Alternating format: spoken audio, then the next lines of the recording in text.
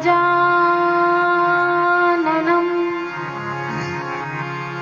भूतगणादिसेवितं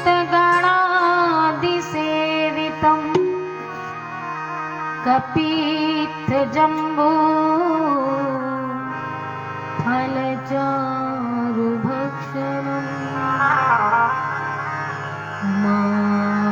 उमासुतं शोकविनाशकारकं नमामि विघ्नेश्वरपादपङ्कजम् गङ्गातरङ्गरमणीयं जटाकलापं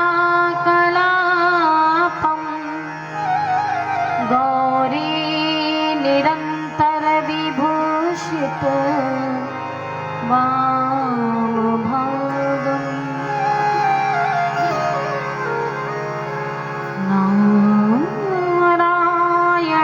नारायणप्रियमनङ्ग मदापहारं वाराणसीपुरपतिं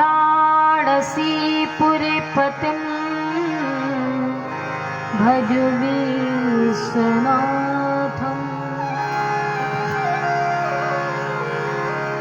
सरस्वती नमस्तुभ्यं वरदे कामरूपिणं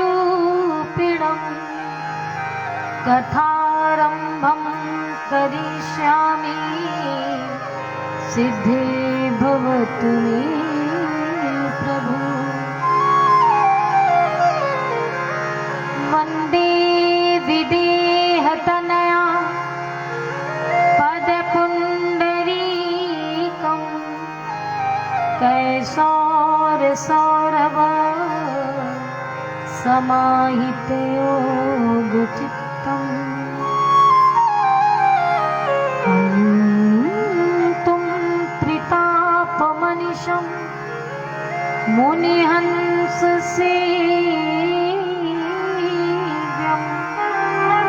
सन्मानिशालपरपीत परागपुञ्जम्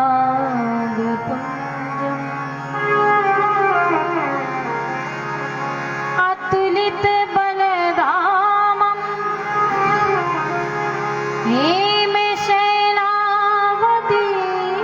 हेमशैलावतीर्णं धनुजवनकृशानं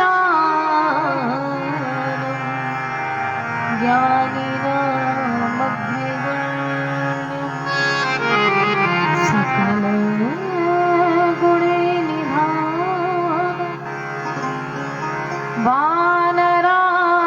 वानराणामधीशं रघुपतिप्रियभक्तं वातजातं नमामि। कृष्णाय वासुदेवाय हरे परमात्मने प्रणतक्लेशनाशाय गोविन्दाय नमो नमः। वंशी विभूषितकरा नवनीरधाबा पीताम्बरादरुणबिम्ब फलाधरोष्ठा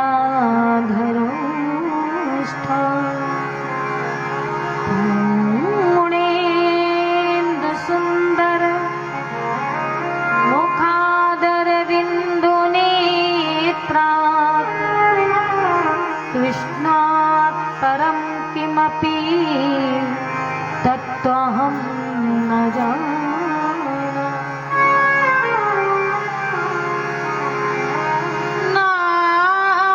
नारायणं नमस्कृत्य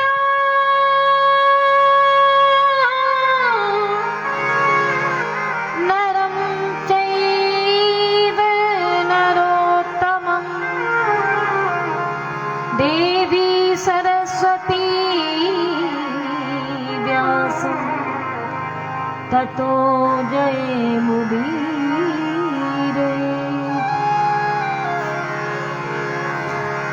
सीतानाथ समारंभा वरामानंदा माध्यमा अस्मदाचार्य पर्यन्तं वन्दे गुरु परंपरा। जय जय श्री राधा रमन, जय जय नवल किशोर, जय गोपी चित चोर प्रभु, जय जय माखन चोर, जय जय माखन चोर। प्रेम से बोलिए माखन चोर जी महाराज की।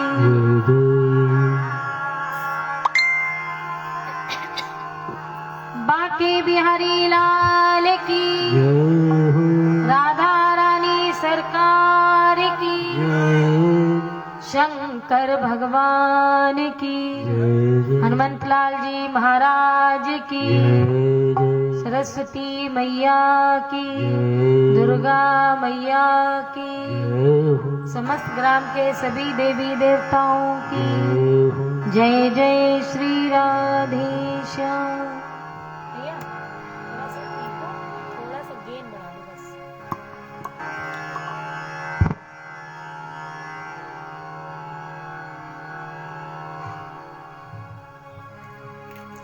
कलिमल हरनी मंगल करनी तुलसी कथा रघुनाथ की।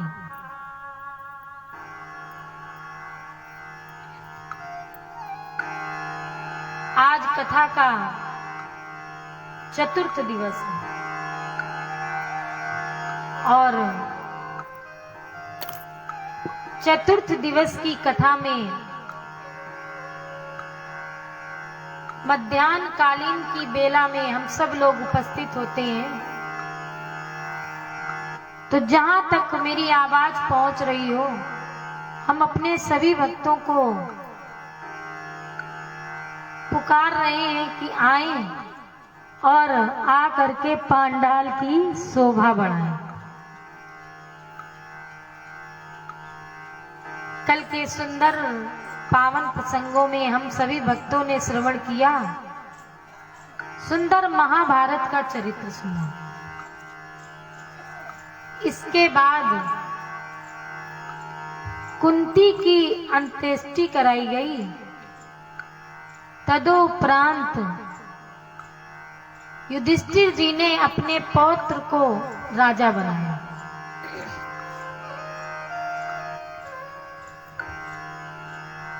तो विष्णुराज को राजा बनाया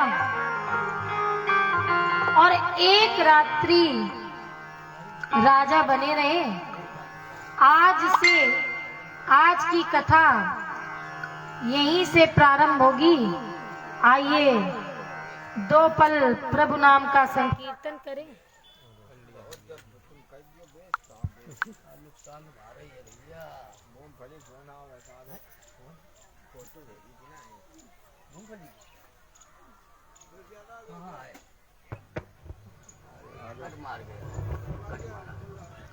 दो पल प्रभु नाम की चर्चा करें और इसके बाद सुंदर कथा में प्रवेश करें। मन वाणी को और तन को भी पवित्र करें। आइए दो पल प्रभु नाम का संकीर्तन और इसके बाद सुंदर पावन कथा में हम सभी भक्त प्रवेश करें।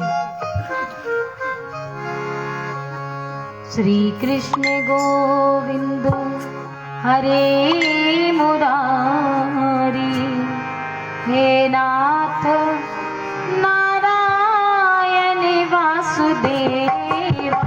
श्री कृष्ण गोविंद हरे मुरारी, हे नाथ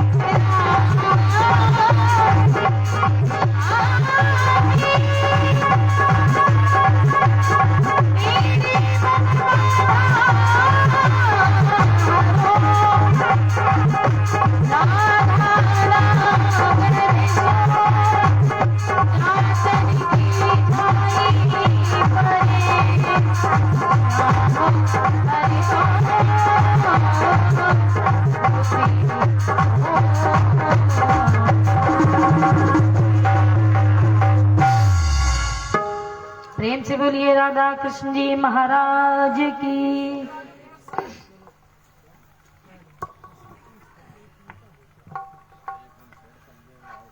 परीक्षित जी जब राजा बने तो चारों दिशाओं में दिग्विजय की।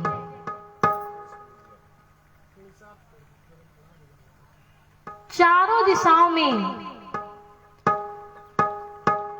दिग्विजय की और राजा परीक्षित जी ने जो बंधन में पड़े हुए थे उन सभी को बंधनों से मुक्त कराया। परीक्षित जी के वंश की महिमा का गायन सभी राजा लोग करते थे और परीक्षित जी के मन को भी प्रसन्नता होती थी कि हमारे पूर्वज हमारे लिए यश और कीर्ति छोड़ करके गए हैं।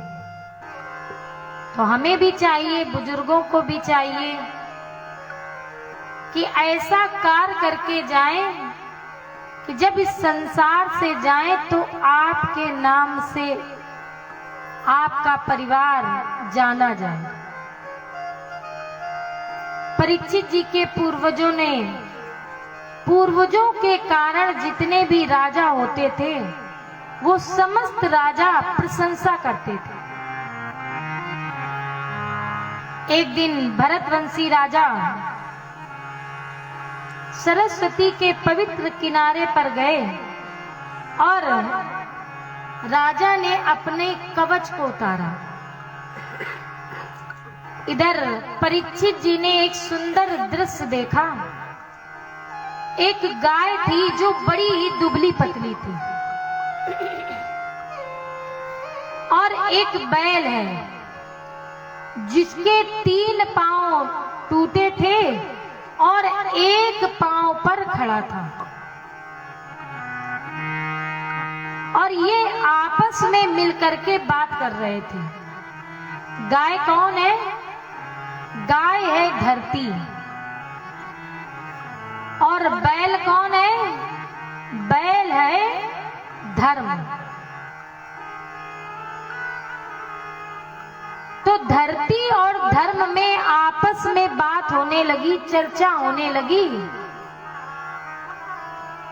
और 4 पांव जानते कौन से? धर्म, अर्थ, काम और मोक्ष। तो 3 पांव तो टूट चुके थे और एक पांव पर ये धर्म खड़ा था। अब ये आपस में बात करने लगे कि तभी वहां पर एक काला काला पुरुष आया और इसके हाथ में समय का डंडा था। समय का डंडा लेकर के ये पुरुष आया और जिस पर ये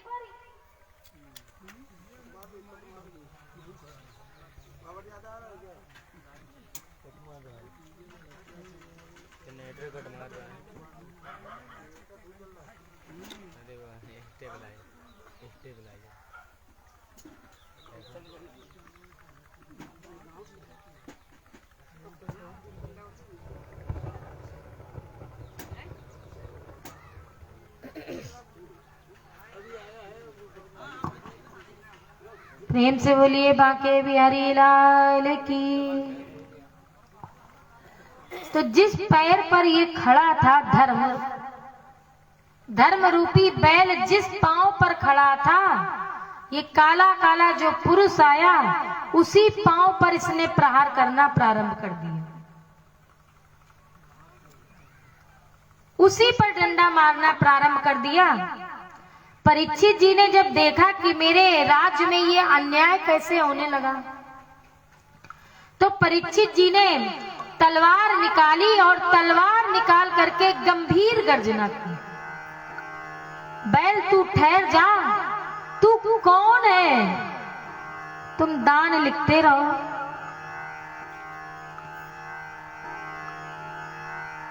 तो ये समझ गया कौन? ये जो काला काला पुरुष था ये समझ गया कि कोई सामर्थ्यवान व्यक्ति आ गया है। तो इसने, और जब सामर्थ्यवान व्यक्ति सामने आ जाता है ना, तो जिसमें सामर्थ्य नहीं होती वो अपने आप चरण पकड़ लेते हैं। तो इसने विचार किया मन में, और इसने तुरंत ही परीक्षित जी के पांव पकड़ लिए। और ज्यों ही पांव पकड़े तो भरतवंशी राजा बोले कि तुम्हें किस प्रकार का कष्ट है, मैं तुम्हारा वध कर दूंगा, तू पहले अपना परिचय बता। तो ये बोला, मेरा नाम है कलयुग। कलयुग। राजा परीक्षित जी बोले, तुम ये बताओ कि तुम धरती और धर्म को क्यों पीट रहे हो? तो ये कलयुग कहता है कि आपके राज्य में आए हुए मुझे पूरे 30 वर्ष हो गए। कलयुग बोला, जिस समय आपका जन्म हुआ था उसी समय मेरा भी जन्म हो चुका था, लेकिन तुम्हारे दादा के कार्यकाल में मुझ में इतनी सामर्थ्य नहीं थी कि मैं उनके सामने आ सकूं, और लेकिन तुम्हारे भी पुण्य कम नहीं है। आज ये कलयुग कहता है कि मैंने सोचा कि जब धरती और धर्म को कष्ट होगा तब राजा की दृष्टि मेरे ऊपर पड़ेगी, इसलिए कलयुग ने धरती और धर्म को सताना प्रारंभ कर दिया। तो परीक्षित जी कहते हैं कि ये किसी और का राज नहीं है, ये मेरा ही राज है। कलयुग कहता है कि मैं जानता हूं, इसीलिए तो मैं आपकी शरण में आया हूं। मैं 30 वर्ष से भटक रहा हूं, लेकिन मेरे रहने के लिए कोई स्थान नहीं है। मेरे रहने के लिए कोई स्थान नहीं मिल रहा है, इसीलिए तो मैंने धरती और धर्म को सताया कि आपकी दृष्टि मेरे ऊपर पड़े, और जब आपकी दृष्टि मेरे ऊपर पड़ेगी तो कोई ना कोई स्थान आप हमको दिलाएंगे, क्योंकि आप राजा हैं, सामर्थ्यवान राजा हैं। परीक्षित जी कहते हैं, मांग लो जो तुम्हें मांगना है।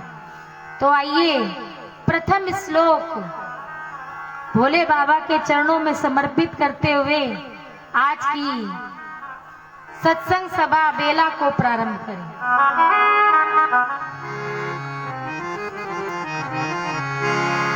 अभ्यर्थता इस्तदा तस्मै स्थानान कले ददौ द्वैतं पानं निस्त्रियं सूना यत् अधर्मस्य चतुर्विधा।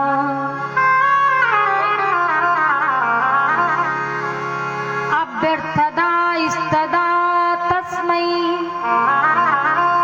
स्थाना कले ददौ द्वैतं पानं निस्त्रियं सूना यत् अधर्मस्य चतुर्विधा।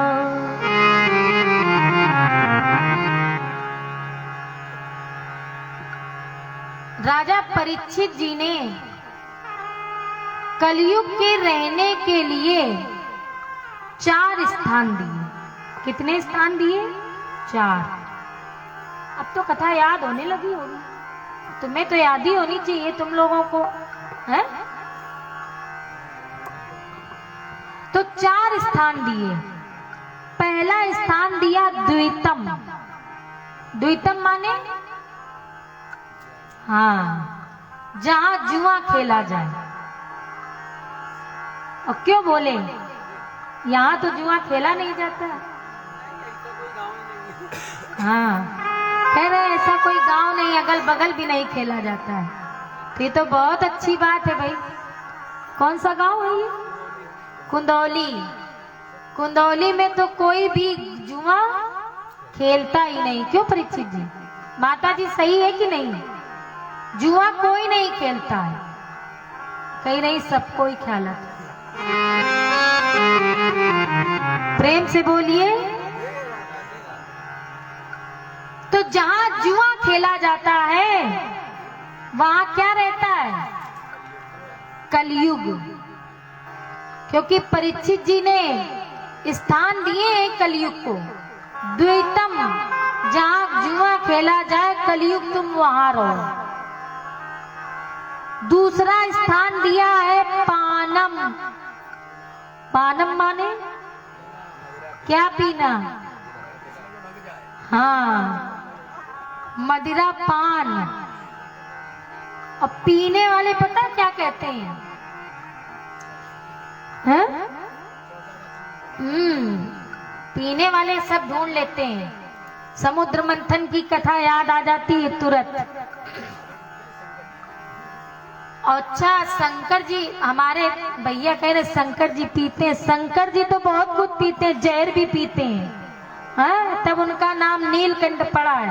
और पीने वाले एक एक रत्ती पी ले, क्यों भाई? तो फिर शंकर जी का मत लाओ बीच में, क्योंकि वो परमात्मा है। परमात्मा कुछ भी कर सकते हैं, लेकिन हम लोग इंसान हैं। हमारी तुलना उनके बराबर कभी नहीं हो सकती है।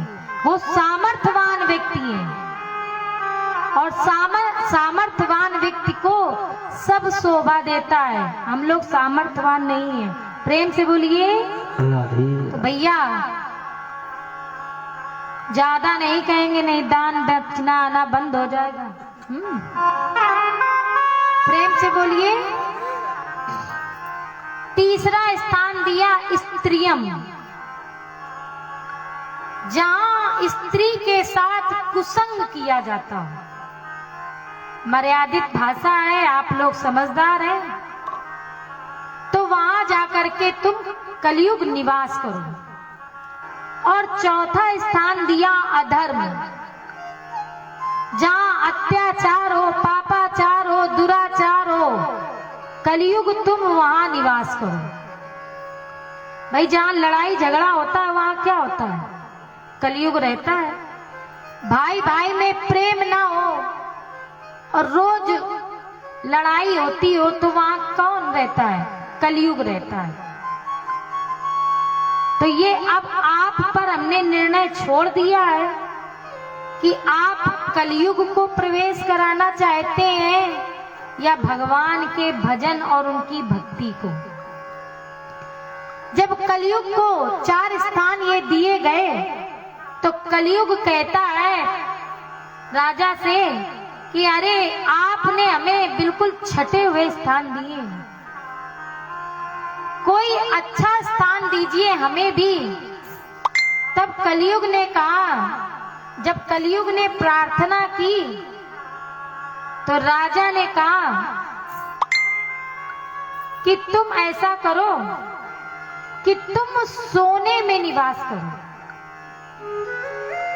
सोना।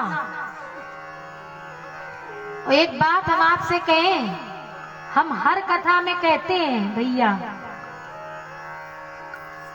कि सोने में कलयुग का निवास है, सोना। लेकिन आज तक किसी ने एक चमन्नी की अंगूठी नहीं चढ़ाई कि लो सोने में कलयुग है तो देवी जी आप लिए जाओ। है? प्रेम से बोलिए। लेकिन हम आपको एक बात बताएं, हर सोने में कलयुग का निवास नहीं है। नहीं कहते हैं जैसे कोई फाइल पास करानी होती है तो अंदर वाला, जो अंदर नहीं 2 नंबर वाला सिस्टम चल रहा है कि मिठाई जा करके कार्यालय में दे आओ और तुम्हारा काम हो जाएगा। तो जो अनीत से, अत्याचार से कमाया गया हुआ धन उससे जो स्वर्ण बनाया जाता है उसमें कलयुग का निवास होता है। और जो हम श्रम साध्य से मेहनत करके मजदूरी करके जो धन कमाते हैं उससे जो हम स्वर्ण बनवाते हैं माता जी, उसमें कलयुग निवास नहीं करता है।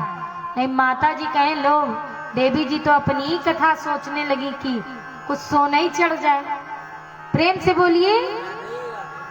तो हर सोने में कलयुग का निवास नहीं होता है। अनीत से, अत्याचार, अधर्म से जो प्राप्त धन या सोना हमें मिलता है उसी में कलयुग का निवास होता है।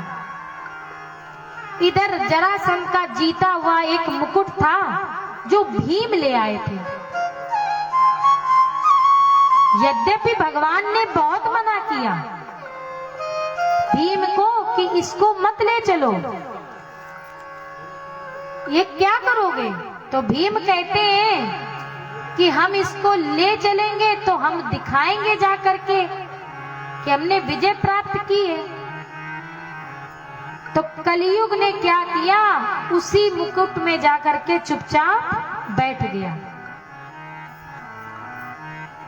अब ये धरती और धर्म को परीक्षित जी ने साहस बनाया और परीक्षित जी अपनी राजधानी वापस आ गए।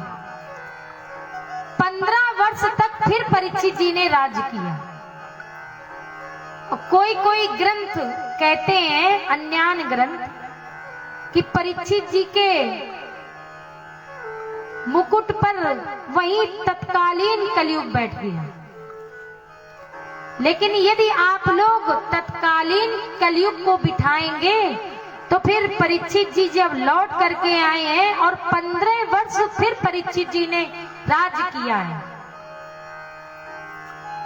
तो संत डोंगरे और अखंडानंद जी हमारे वृंदावन के बहुत बड़े भागवत टीका के भाष्य लिखते थे।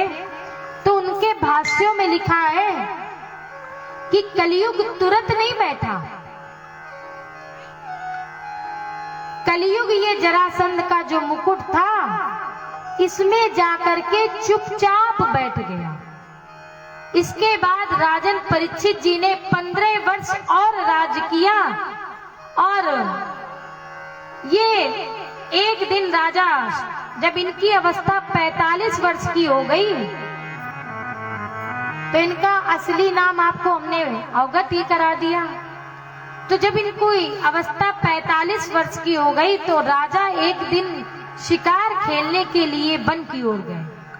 तब इस मुकुट को उठा करके पहना। तो श्री सूत जी महाराज वर्णन करते हैं,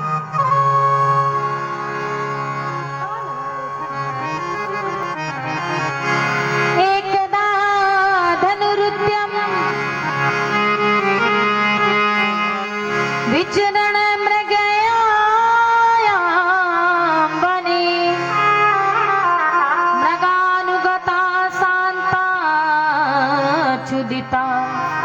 प्रसतो ब्रसम एकदा धनुरुद्यम विचरण मृगया वने मृगानुगता शांता क्षुदिता त्रसतो क्षुदिता त्रसितो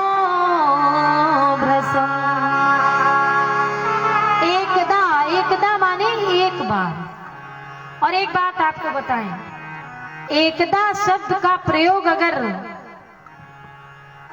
कहीं भी हो जाए तो आप जान लीजिए कि कोई नवीन कथा प्रारंभ होने वाली है। इसी प्रकार से रामचरितमानस में भी है। रामचरितमानस में एक बार का प्रयोग चौपाई में 18 बार किया गया है।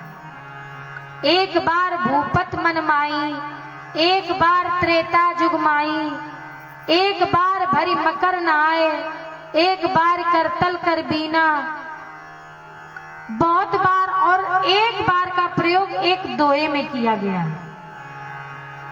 उसी प्रकार से श्रीमद् भागवत महापुराण में भी है। एक बार राजन परीक्षित जी ने अपना धनुष उठाया और मृगों का शिकार करने के लिए वन की ओर चल गए। और भरतवंशी राजा जब वन की ओर गए तो दौड़ते दौड़ते राजन परीक्षित भरतवंशी राजा थक गए। जब थक गए तो इनको प्यास लगी और प्यास के कारण राजन परीक्षित दुखी होने लगे। अब परीक्षित जी ने क्या किया तो श्री सूत जी महाराज वर्णन करते हैं। जलाशया चक्षाणाम प्रविवेशितामाश्रमम्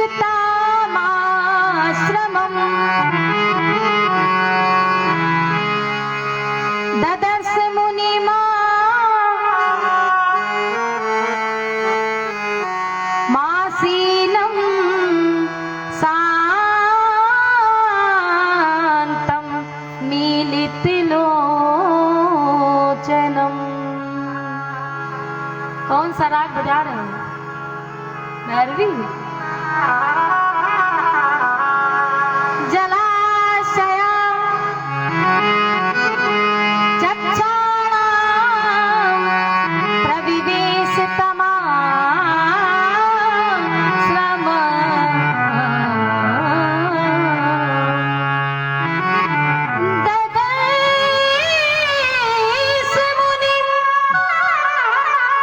ददर्श मुनिमा सीनो शान्तं मीलितलोचनम् शान्तं मीलितलोचनम्।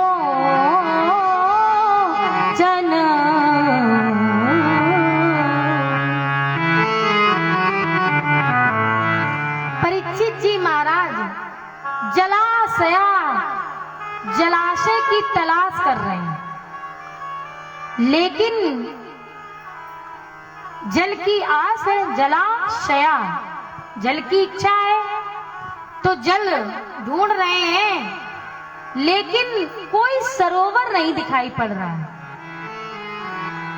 तब परीक्षित जी को एक आश्रम दिखाई पड़ा और जब वो आश्रम दिखाई पड़ा तो परीक्षित जी उस आश्रम में प्रवेश कर गए। और जो ही उस आश्रम में प्रवेश किया तो एक महात्मा जी बैठे हुए थे समाधि लगा करके। और कैसे देखा? शांतम मीलित लोचनम, बिल्कुल शांत अवस्था में बैठे हुए हैं और उनके नेत्र बंद रहे हैं। ध्यान की अवस्था में, ध्यान योग की अवस्था में बैठे हैं। और ये महात्मा, इनका नाम है समीक। ये महात्मा समीक मुनि का आश्रम था। परीक्षित जी ने प्रवेश किया और जल मांगा। मैं भरतवंशी राजा परीक्षित, मुझे प्यास लगी है और मुझे जल पिलाओ। जब ऐसा कहा तो आश्रम में कोई नहीं था। क्या कोई आश्रम में नहीं है? मैं भरतवंशी राजा परीक्षित हूँ और मुझे जल पिलाओ आकर के जल। लेकिन परीक्षित जी की आवाज किसी के भी कानों में नहीं पड़ी। जब किसी के कानों में नहीं पड़ी और इधर महात्मा समीक समाधि में लीन थे, तो जब समाधि में लीन होगा व्यक्ति तो उसके भी कान में आवाज नहीं पड़ेगी। तो परीक्षित जी को जब जल नहीं मिला तो परीक्षित जी को क्रोध आ गया। क्या उत्पन्न हो गया? क्रोध उत्पन्न हो गया। और इन्होंने मरा हुआ एक सर्प अपनी धनुष की, जो जिसको कहते नहीं है धनुष की, हाँ बाण नहीं होता, नोक से, बाण की नोक से उस सर्प को उठाया और महात्मा समीक के गले में डाल दिया। और ऐसा करने के बाद राजन परीक्षित अपनी राजधानी वापस आ गए।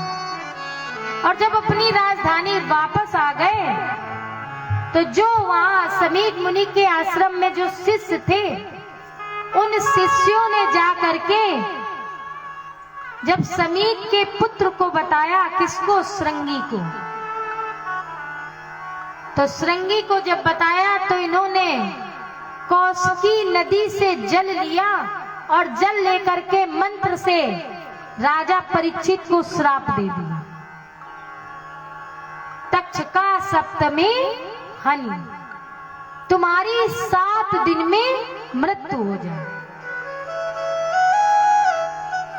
और जब ये श्राप दे दिया, इत लंगतम मर्यादम तक्षका सप्तमे हनि,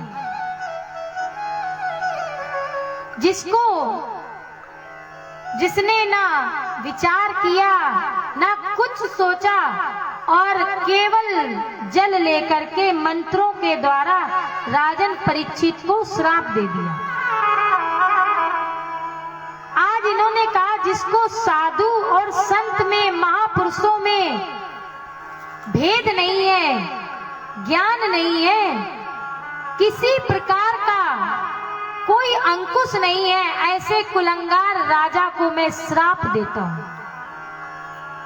जब श्राप दे दिया तो महात्मा समीक मुनि की समाधि खुली। और जब इनके नेत्र खुल गए तो अपने पुत्र को बुलाया और बुला करके डांट लगाई और कहा कि बेटा, तुमने ये गलत कार्य कर दिया, क्योंकि इस आश्रम को चलाने के लिए ही राजा हमें दान करते हैं, तब इस आश्रम का परिवेश चलता है, तब ये आश्रम चलाया जाता है। और राजा यदि दान न करे तो इस आश्रम की शोभा नहीं बढ़ सकती है। लेकिन अब श्राप तो दे दिया था, तब समीक मुनि ने गौरमुख नाम के शिष्य को बुलाया और कहा कि जा करके परीक्षित जी को ये सूचना दे दो। लेकिन जब राजा परीक्षित राजधानी वापस आए और इन्होंने जो ही अपना वो मुकुट उतारा तो परीक्षित जी के मन में वैराग्य ने जन्म ले लिया और कहा कि मुझसे ये इतना घृणित अपराध हो गया, मेरे वंश में, मैंने तो अपने वंश में कलंक लगा दिया, मुझसे इतना बड़ा ये अपराध हो गया। मैंने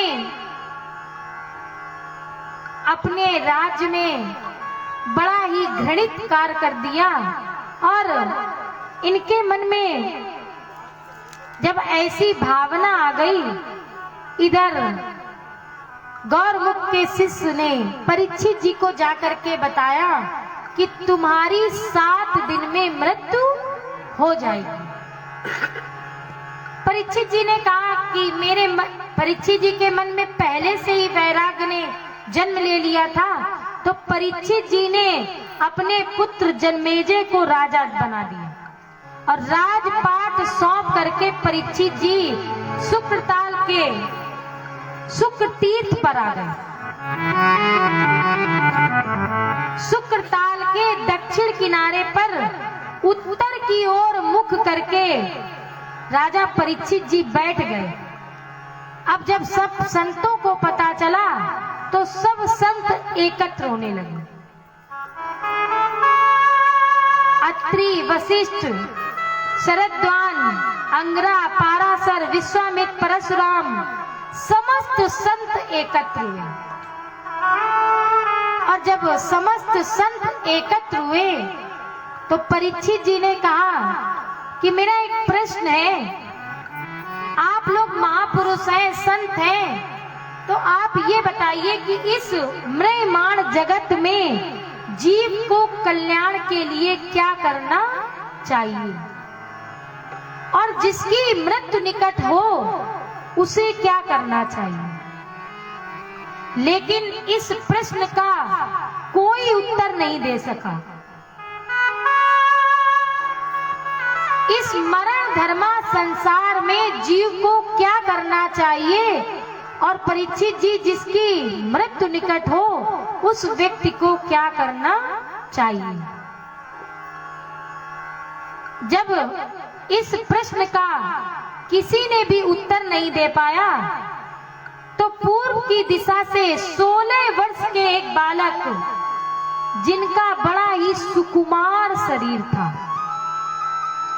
बड़ा ही कोमल शरीर था, कंधे चढ़े हुए थे, विशाल भुजाएं थीं और इनके मस्तक पर, इनके ललाट पर मानो सूर्य भगवान स्वयं प्रकाशित हो रहे हैं।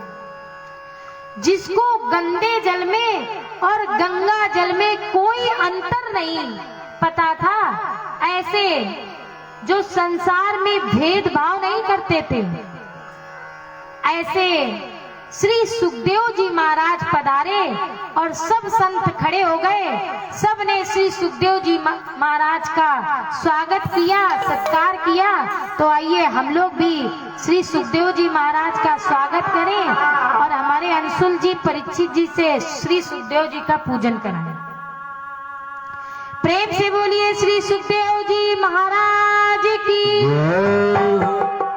अंशुल जी हरि की कथा सुनाने वाले, प्रभु की कथा सुनाने वाले, को लाखों प्रणाम, तुमको लाखों हरि की कथा सुनाने वाले।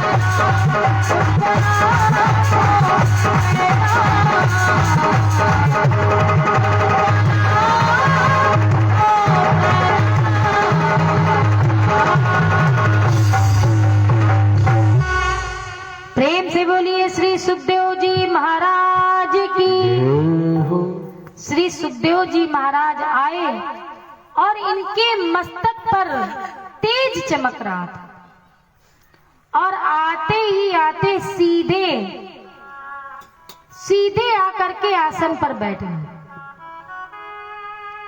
जो ही आसन पर बैठे तो राजन परीक्षित ने अपने 2 प्रश्न किए।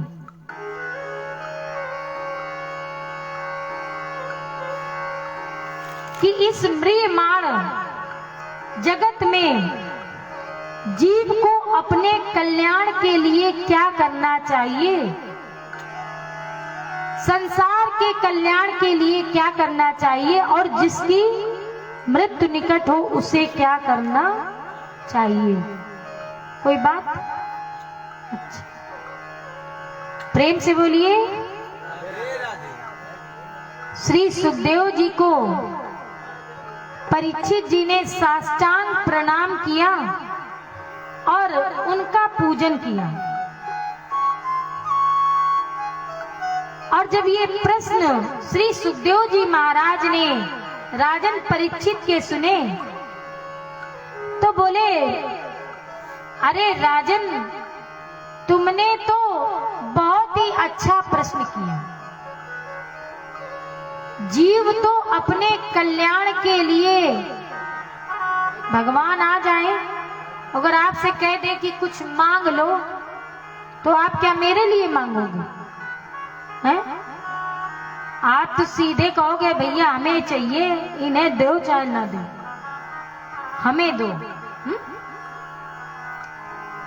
तो आज श्री सुखदेव जी महाराज परीक्षित के प्रश्न की सराहना कर रहे हैं कि जगत के कल्याण के लिए कोई नहीं सोचता है। राजन, तुम्हारा प्रश्न बहुत ही अच्छा है, तुमने जगत के कल्याण के लिए प्रश्न किया। पहला प्रश्न जगत के कल्याण के लिए और दूसरा प्रश्न अपने कल्याण के लिए, और वो भी अपने कल्याण के लिए नहीं, सबके लिए है प्रश्न कि जिसकी मृत्यु निकट हो उसे क्या करना चाहिए। बहुत ही मंगलकारी प्रश्न तुमने किया है। श्री सुखदेव जी महाराज कहते हैं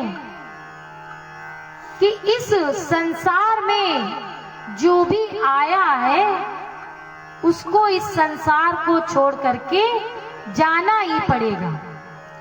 आया है सो जाएगा, राजा रंक फकीर, और कोई सिंहासन चढ़ गया और कोई बांधे जंजीर। एक बात आपको बताएं, मृत्यु है जो, ये बिल्कुल ध्रुव सत्य है। कोई ये सोचे कि हमने अमृत पी लिया है और इस कलयुग में, तो ये बिल्कुल असंभव है। मृत्यु तो आनी ही है। आज श्री सुखदेव जी महाराज कहते हैं, राजन परीक्षित, तुम चिंता मत करो, केवल चिंतन करो। ठीक है? चिंता कैसी होती है? चिता के समान, और चिंतन भजन के समान होती है। भाई आप भगवान का चिंतन करते रहिए। जब हर पल ठाकुर जी का स्मरण करते रहेंगे तो किसी न किसी दिन तो ठाकुर की कृपा मिल ही जाएगी। चिंता करेंगे तो क्या होगा? तो फिर आप वहीं चले जाएंगे सीधे। प्रेम से बोलिए। तो आज श्री सुखदेव जी महाराज कहते हैं कि तुम चिंतन करो, और बोले कि इस म्रियमाण जगत में परीक्षित जो आया है, चाहे वो साधु हो, संत हो, महात्मा हो, कुटी चक्र हो, बहुदक हो, कोई भी हो, लेकिन इस संसार इस संसार को छोड़ करके उसे जाना ही पड़ता है। लेकिन यदि तुमने भगवान के नाम का स्मरण किया, उनका ध्यान किया, उनका चिंतन किया, मनन किया, उनका भजन किया, तो जाना तो पड़ेगा प्यारे, लेकिन जो कष्ट है वो नहीं भोगना पड़ेगा, वो कष्ट नहीं भोगना पड़ेगा। और एक बात बताएं, जो केवल अपने शरीर का ध्यान करते हैं, नहीं, किसी किसी को अपने शरीर से बहुत मोह होता है, अब भगवान का ध्यान नहीं करते हैं, और उनका जब शरीर छूटता है तो छोड़ने में भी उनको बहुत तकलीफ होती है। नहीं कहते देहासक्ति और गेयासक्ति। गेया माने हमारी जो घर की आसक्ति है, और देहा माने ये शरीर की आसक्ति है जो, तो ये छूटने में बहुत समय लगता है माता जी। तो इसको हमें शनै शनै त्यागने की प्रवृत्ति बना लेनी चाहिए कि ये मेरा नहीं है, ना ये देह मेरा है और ना ही ये गे मेरा। अभी खगोल का वर्णन जब जिस समय होता है, भूगोल खगोल का वर्णन इसी पंचम स्कंद में है, और लेकिन हमें नहीं लगता है कि समय हमें मिल पाएगा। भूगोल खगोल का वर्णन किया गया है, तो उसमें बताया गया है कि ये लोक 3 लोक हैं। तो ये लोक जो है, ये कौन सा लोक है? सत्यलोक, मृत्युलोक और पाताल लोक, 3 ही लोक तो हैं। तो ऊपर से गिनिए तो ये कौन सा लोक आएगा? भाई आप लोग भी बोले, हम तो आप ही लोगों को देख करके कथा कह रहे, नहीं हम कथा बढ़ा दें। ये दूसरा लोक है, और नीचे से गिनिए तो भी दूसरा है। तो मानो हमें ये शिक्षा मिल रही है कि ये दूसरा लोक है, और हमें अपने लोक जाने की तैयारी करनी चाहिए। हम तो यहाँ रिश्तेदार बन करके आए हैं, लेकिन लोग समझ लेते हैं कि ये मेरा घर है? तो जैसे हम लोग तीर्थों के लिए तैयारी नहीं करते हैं कि पुआ बना लो, मठरी बना लो, कुछ लड्डू उड्डू बना लो, तो वैसे भजनों की तैयारी, सत्संग की तैयारी, संकीर्तन की, प्रवचनों की, कथाओं की ये पूंजी तैयार करिए, और बढ़िया प्रेस करके कपड़े अपने बैग में रखिए, और ये विचार करिए कि ये मेरा लोक नहीं है, हमें तो अपने लोक जाना है। अभी से जब हम ये धारणा बनाना प्रारंभ करेंगे, तो जो ये शरीर का मोह है, ये अपने आप छूट जाएगा, क्योंकि देहासक्ति बहुत मुश्किल से छूटती है। ये 2 ही आसक्ति तो हैं जो बहुत मुश्किल से जीव की छूटती है, देहा और गेहा। तुम्हारी छूट गई? प्रेम से बोलिए राधे राधे। आज श्री सुखदेव जी महाराज कहते हैं कि बहुत यत्न प्रयत्न करते हैं, फिर भी लोग छोड़ नहीं पाते हैं। तुलसी बाबा जी ने वर्णन भी किया है, शालिग्राम की कथा में। आइए तुलसी दल चढ़ाएं।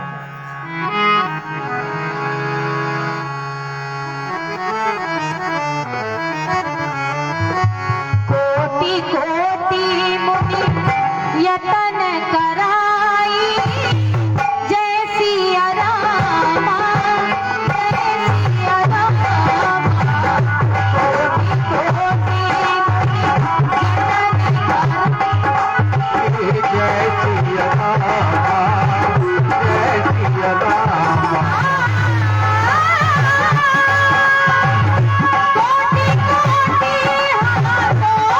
कोटि कोटि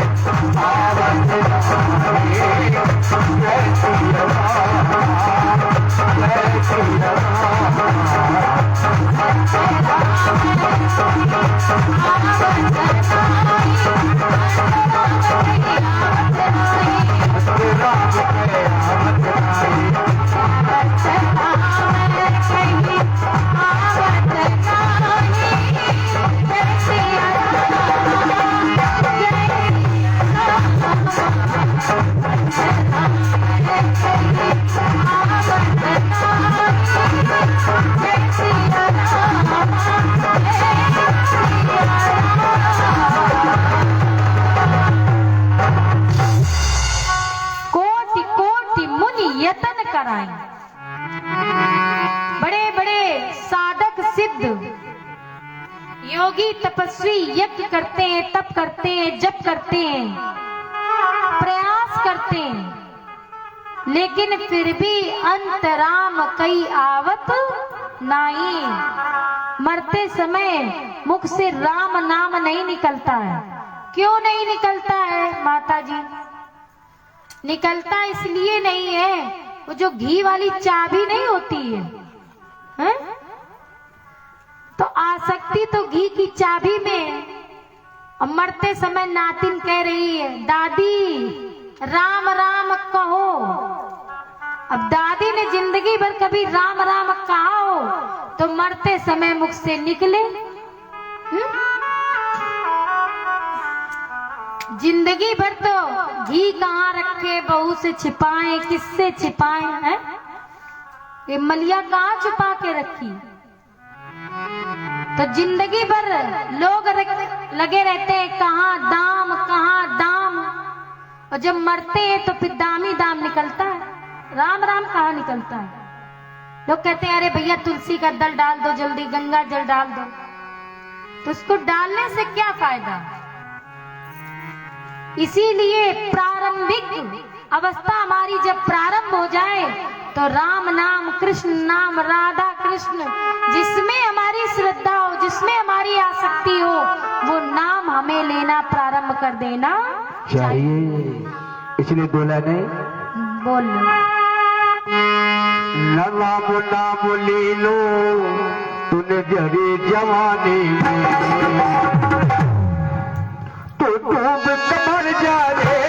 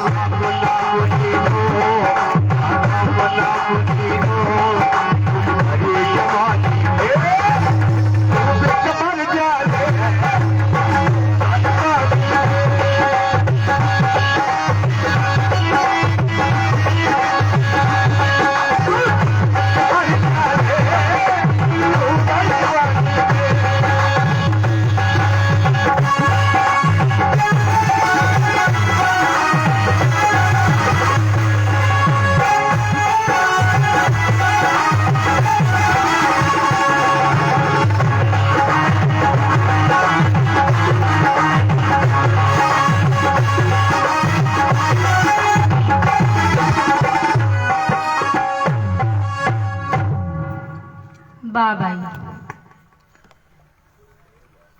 ना राम राम लीनो, तूने भरी जवानी में।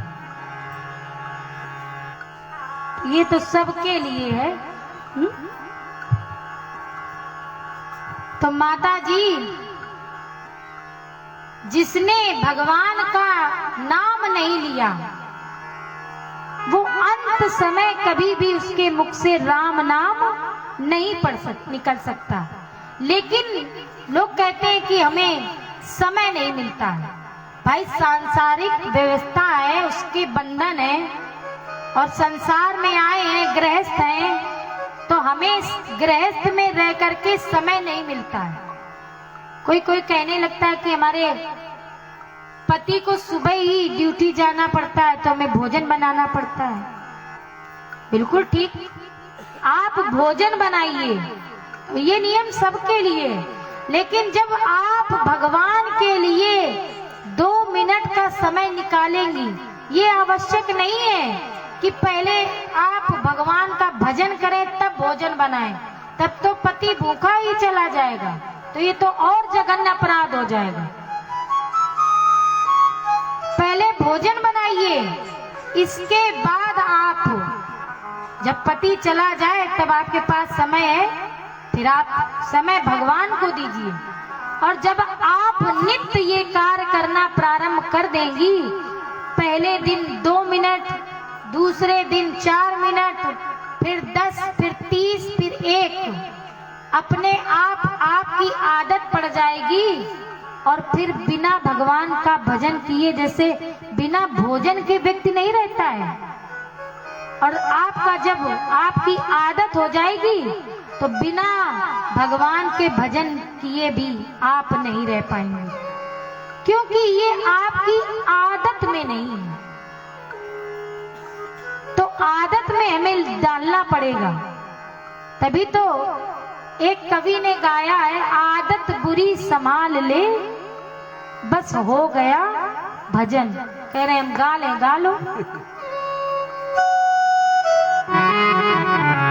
आइए 2 लाइन का भजन। अरे आदतें बुरी संभाल लो, आदतें बुरी सुधार लो, बस हो गया भजन।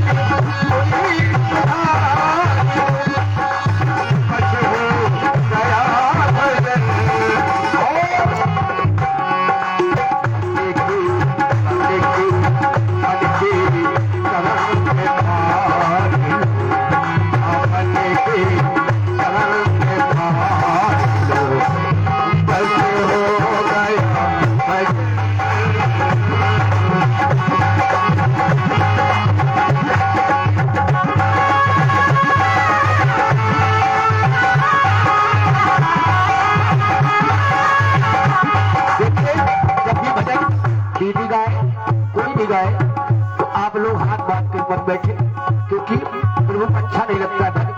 भगवान को सबसे प्यारा साज है भक्तों की ताली, ये तो इंस्ट्रूमेंट बेकार है। और कहना है कि भाव आए हरे हम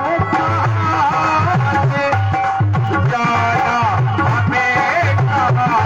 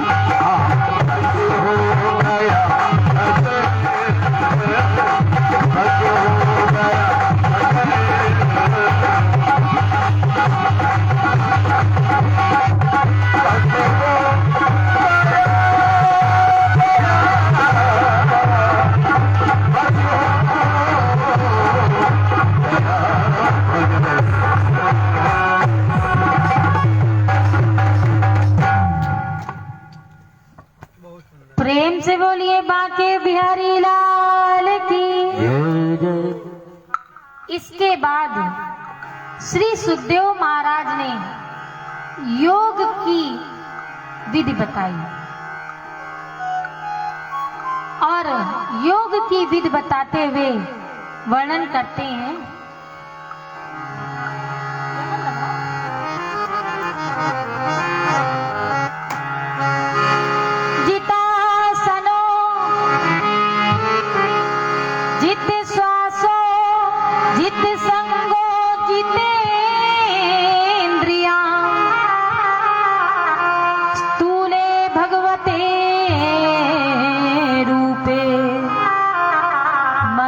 संधार्यो दिया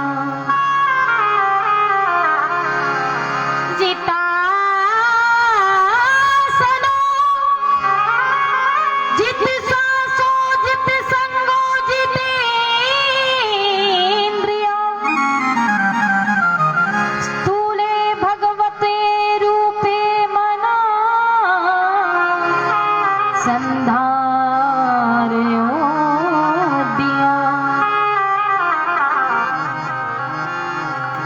जितासनो। आज श्री सुखदेव जी महाराज ध्यान की विधि बताते हैं कि सबसे पहले भगवान का ध्यान लगाना चाहिए। और ध्यान लगाने के लिए सबसे पहले हमें आसन को जीत करके बैठना चाहिए। जितासनो, फिर जित श्वासो। आसन को माता जी जीत करके बैठना चाहिए।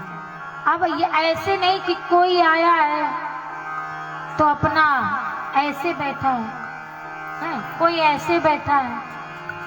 भाई जिनके पांव काम नहीं करते हैं, माता जी आपके लिए नहीं है। जिनकी गांठें काम नहीं करती हैं, जो बुजुर्ग हैं, उनके लिए ये नियम नहीं है। लेकिन जो युवा हैं, अभी दौड़ सकते हैं, तो उनके लिए ये नियम है जितासनो।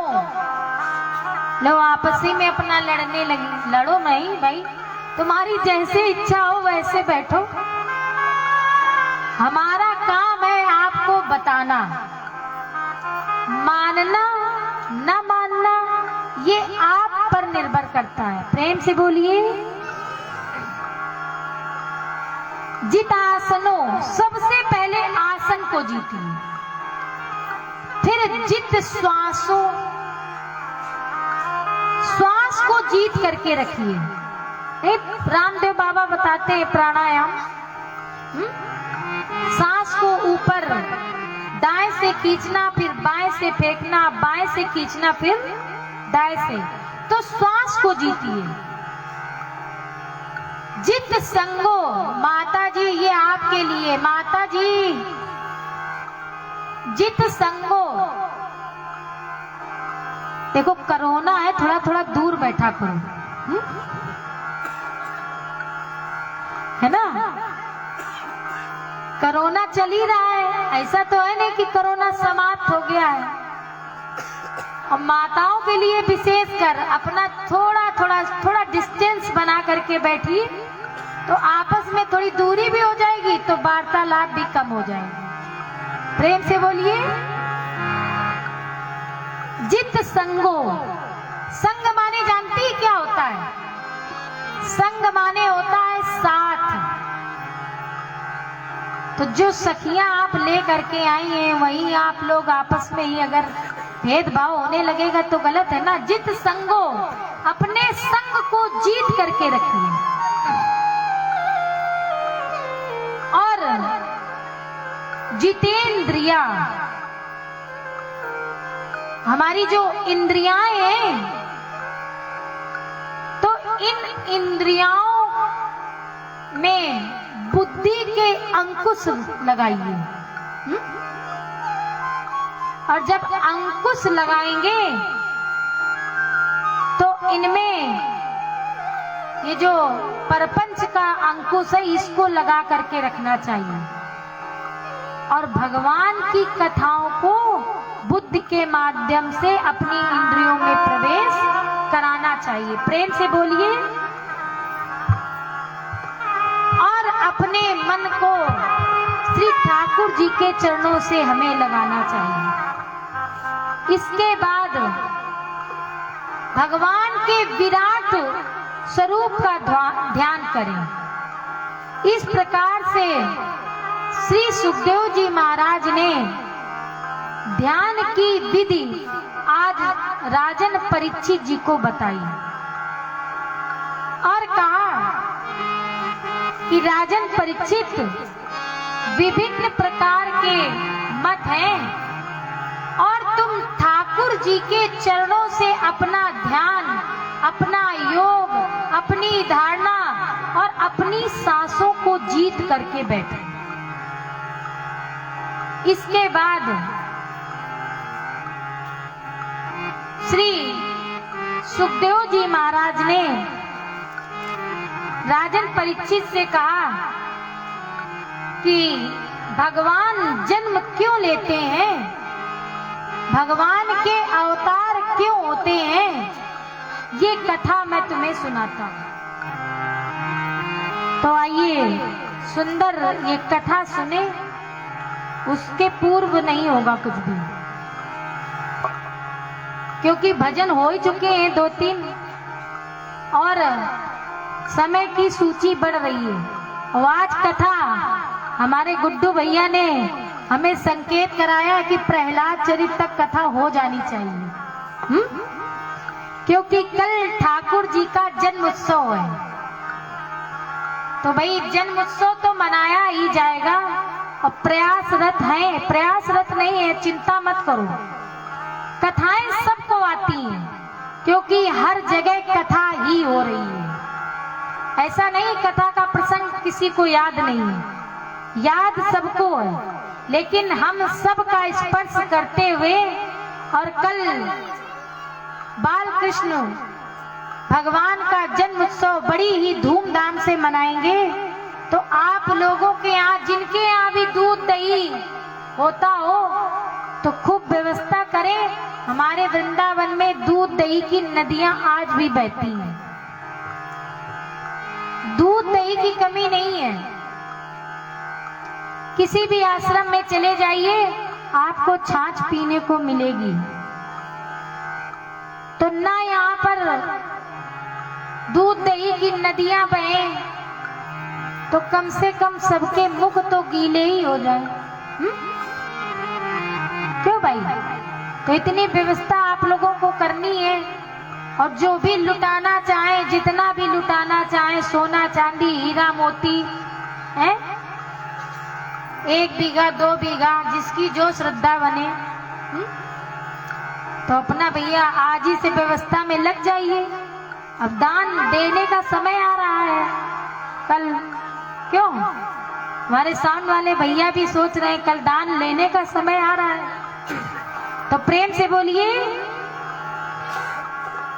आज श्री सुखदेव जी महाराज बताते हैं कि जब अत्याचार बढ़ने लगता है, जब पापाचार दुराचार बढ़ने लगता है, और जब धरती और धर्म को हानि होती है, तब परमात्मा आते हैं। तुलसी बाबा जी ने वर्णन भी किया।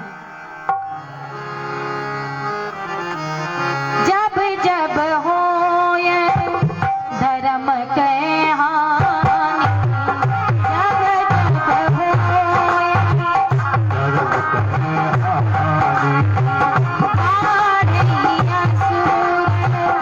धर्म के हानि,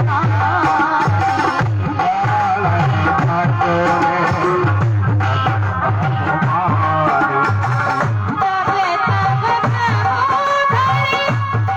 पद्म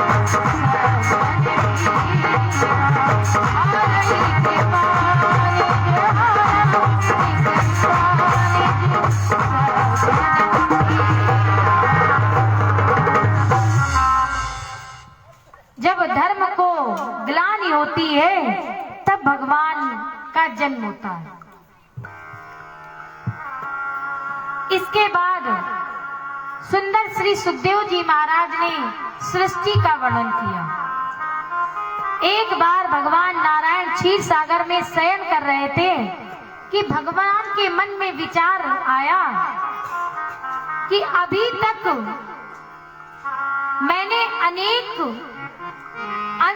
अंशा अवतार लिए, और भगवान ने मन में जो ही विचार किया, तो भगवान की नाभि से एक कमल प्रकट हुआ, और कमल में ब्रह्मा जी प्रकट हुए। ब्रह्मा जी मन में विचार करने लगे कि मेरा जन्म कहां से हुआ, मैं कौन हूं, मैं कहां से आया हूं, मेरा क्या काम है, ये इनके मन में विचार आ गया। तो ब्रह्मा जी कमल की नाल में, कमल की डंठल में प्रवेश कर गए, और जब उसमें प्रवेश किया तो कभी अंदर जाते, कभी ऊपर आते, कभी अंदर जाते, कभी बाहर आते, अनेक वर्ष व्यतीत हो गए ऐसा करते करते ब्रह्मा जी को। लेकिन ब्रह्मा जी पता नहीं कर पाए कि मेरा जन्म कहां से हुआ। तब ब्रह्मा जी को आकाशवाणी हुई और कि ब्रह्मा तुम तप करो तप। और एक जल प्रवाहित हो रहा था तो जल से आवाज आई तप तप तप। दोनों हाथ बजाइए तो क्या निकलेगा? तप और पा। ब्रह्मा जी आप तप करें तप। ब्रह्मा जी ने तपस्या की। नारायण भगवान ने ब्रह्मा जी को दर्शन दिया और ब्रह्मा से कहा कि तुम जाओ और जा करके सृष्टि का विस्तार करो। ब्रह्मा जी ने नारायण की आज्ञा स्वीकार की और प्रणाम किया और प्रणाम करके आगे बढ़े। ब्रह्मा जी ने जब सृष्टि बनाना प्रारंभ किया तो सबसे पहले अपने स्वरूप के बारे में ब्रह्मा ने विचार किया। तो ब्रह्मा के 4 मुख प्रकट हो गए और चारों मुख से एक एक वेद प्रकट हुआ। और हमने आपको बताया भी था 4 वेद आपको पता भी है। इसके बाद नारायण कहने लगे कि तुम सृष्टि बनाओ। तो सबसे पहले ब्रह्मा जी ने सनत कुमारों को उत्पन्न किया और इनसे कहा कि तुम जाओ और सृष्टि बनाओ जा करके। ये 4 मानस पुत्र सनत कुमार चले और ये चारों भगवान का भजन करने लगे, सत्संग करने लगे, कथाएं करने लगे और बोले पिताजी ये हमारे बस का नहीं है कि हम सृष्टि में आपका सहयोग करें। जब ऐसा सनत कुमारों ने कहा तो ब्रह्मा जी को क्रोध आ गया और क्रोध आया तो उनकी भ्रकुटी से रुद्र भगवान प्रकट हुए। रुद्र भगवान से ब्रह्मा जी ने कहा कि जाओ सृष्टि बनाओ जा करके। तो रुद्र भगवान ने सृष्टि बनाना प्रारंभ किया तो डाकनी, साकनी, पिशाचनी, भूत, प्रेत ये सृष्टि बनाना प्रारंभ कर दिया। ब्रह्मा जी गए, अरे बोले अरे थमो थमो, ठहरो, इस सृष्टि की आवश्यकता नहीं है।